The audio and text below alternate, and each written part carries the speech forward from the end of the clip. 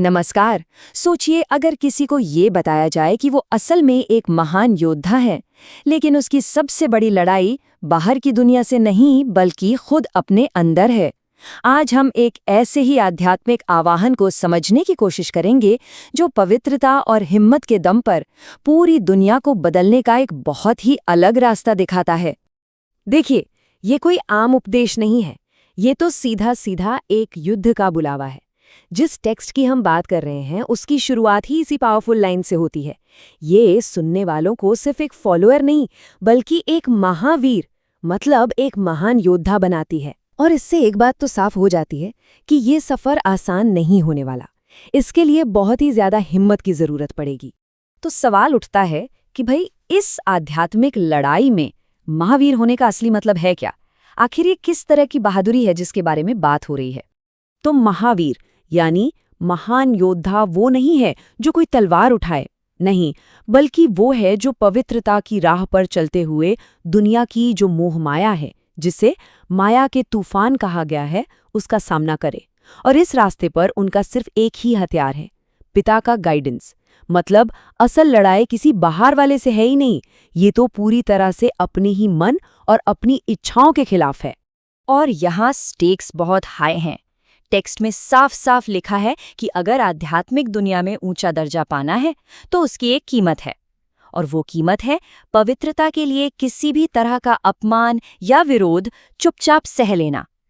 ये कोई छोटा मोटा डेडिकेशन नहीं है, ये तो एक तरह की अग्नि परीक्षा है।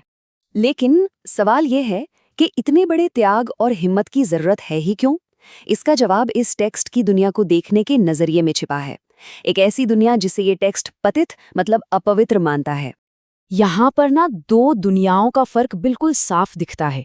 एक तरफ है सतयुग या गोल्डन एज, एक सुनहरा अतीत जहाँ हर चीज पवित्र थी, नई थी, यहाँ तक कि नेचर, प्रकृति भी खुशी देती थी।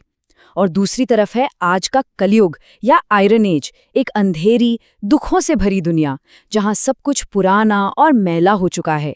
और तो और प्रकृति भी अब दुख का कारण बन गई है। इस टेक्स्ट के हिसाब से ये दुनिया अब एक पुराने घर जैसी हो गई है, एकदम जर्जर, जिसे छोड़ना ही पड़ेगा। ये एक ऐसी क्रिएशन है जो पूरी तरह से इम्प्योर मतलब पतित हो चुकी है, और अब इसे ठीक करने के लिए किसी डिवाइन इंटरवेंशन, एक दिव्य हस्तक्षेप की जरूरत है। अच्छा, तो इस पतित दुनिया से निकलने का रास्ता क्या है? इस टेक्स्ट के मुताबिक इसका सल्यूशन एक खास तरह के ज्ञान में है। एक ऐसा ज्ञान जो सीधे एक दिव्य शक्ति से मिलता है, जिसे यहाँ बाप या पिता का नाम दिया गया है। और ये जो ज्ञान है, ये सिर्फ कोई इन्फॉर्मेशन नहीं है, ये तो आप कह सकते हैं मुक्ति का एक पूरा मैप है।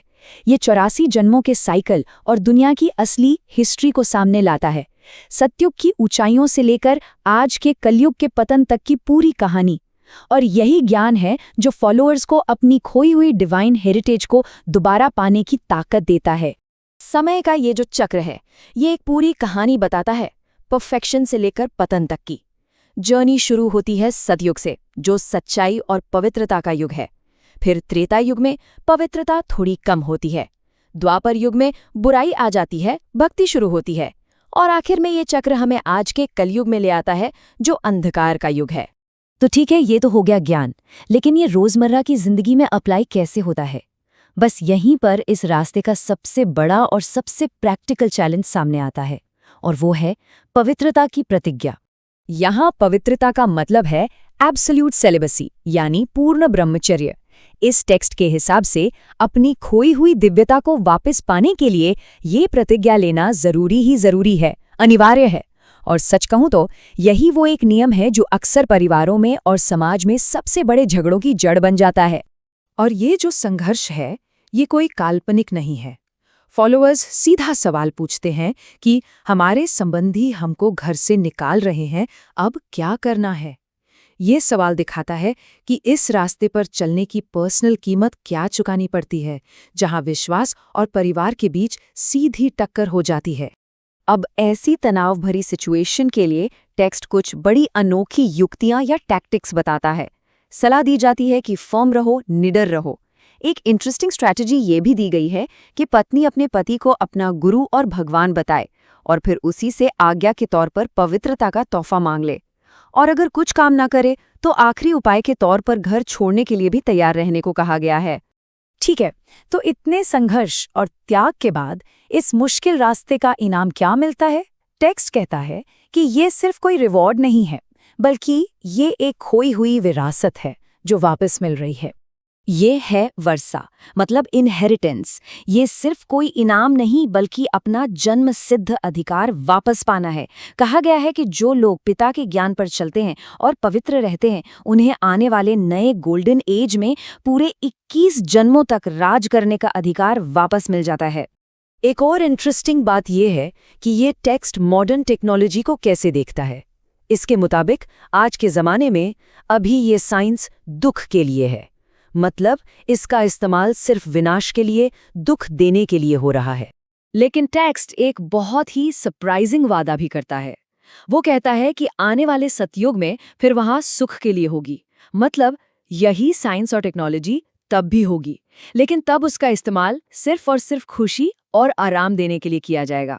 सोचिए जरा, टेक्नोलॉजी वही, लेकिन मकसद बिल्कुल उल्टा। और ये विरासत कितनी बड़ी है? कोई 1-2 जन्म नहीं, बल्कि पूरे 21 जन्म। ये एक हेवनली वर्ल्ड में 21 पीढ़ियों तक बिना किसी दुख के कंप्लीट सुख और राजाई का वादा है। और आखिर में ये पूरी बात हमें एक बहुत ही फंडामेंटल सवाल पर लाकर खड़ा कर देती है, परमार्थ पहले या व्यवहार? क्या अपने आध्यात्मिक लक्ष्य के लिए दुनियादारी की जिम्मेदारियों को पीछे छोड़ा जा सकता है? ये एक ऐसा संघर्ष है जो हर किसी को अपनी प्राथमिकताओं के बारे में सोचने पर मजबूर कर देता है। और सबसे बड़ा सवाल ये है कि आखिर हम जी किसके लिए रहे हैं?